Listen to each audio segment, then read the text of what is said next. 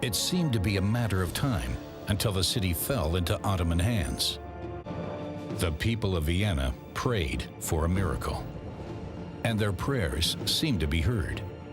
There was snowfall at the beginning of October. The early advent of winter saved the city. Suleiman was forced to call off the siege. The Christian fear of the Turks remained. Catholics and Protestants were united in their denunciations of the Turkish peril. Their tracts against the Ottomans were widely distributed, thanks to the newly invented printing press. Real as well as alleged crimes were embellished in the so-called Turkish prints. Descriptions of acts of cruelty were selling like hotcakes. Even Martin Luther was railing against the perceived Antichrist. He described the Turks as the enemies of all Christians. They were servants of the devil, who was trying to topple the kingdom of Christ. Luther encouraged his fellow Germans to strike against the Turks without remorse.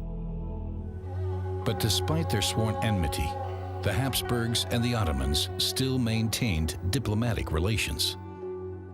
In 1554, an imperial ambassador, Ogier de Busbecq, traveled to the court of Suleiman the Magnificent for peace talks. We have been holding out against the Turks for many years. The emperor explained to me how they can be placated. The diplomat entered a world that was far more splendid than anywhere in Europe. He was deeply impressed by the mosque of Suleiman, built by the Sultan to surpass even the Hagia Sophia. But the Ottoman center of power was the Topkapi Palace. The magnificent and legendary court of the Sultan was admired and envied throughout Europe. The Habsburg ambassador was only occasionally allowed to visit the Sultan. On his way to an audience at Suleiman's palace, Busbecq caught a glimpse of the mysterious and carefully shielded court. I was able to see the harem, the home of the Sultan and of his family. Ottoman women are known for their modesty, but they're still kept out of sight of foreign men. Especially the wives of the Sultan. They were closely guarded by the eunuchs. The rulers wanted to ensure that only legitimate heirs were born.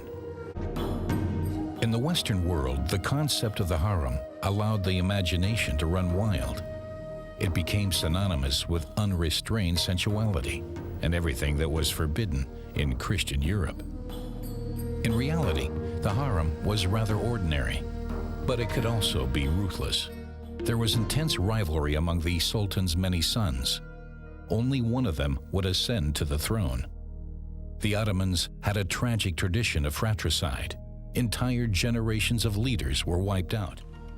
Ambassador Busbecq used his time of waiting in Istanbul to study foreign customs. The priests call out from the top of a specially built tower. They loathe physical impurity more than spiritual impurity, so they regularly visit the local baths, the hammam. Constantinople's markets sold exotic goods from all over the world.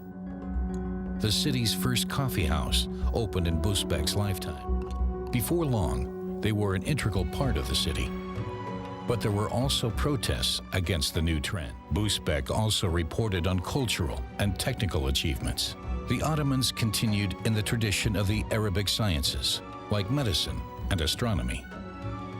But they also took on board the new European knowledge, including the realization that the Earth is round and not flat. The discovery of two new continents by the Spanish and the Portuguese also got attention. Religious minorities weren't persecuted. Jews from all over Europe sought refuge within the Ottoman Empire. A synagogue in Istanbul commemorated their escape by sea. The pulpit resembles the bow of a ship. After difficult negotiations lasting several years, Busbecq was finally able to sign a ceasefire with the Ottomans. After lengthy negotiations, Busbecq had concluded a ceasefire agreement between the Habsburgs and the Ottomans. His mission was accomplished.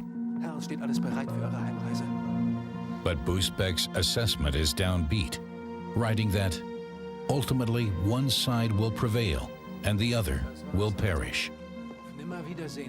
For Busbecq, it was a final farewell. After 8 years in the Ottoman Empire, the ambassador returned home. For the time being, the Turkish threat had been averted.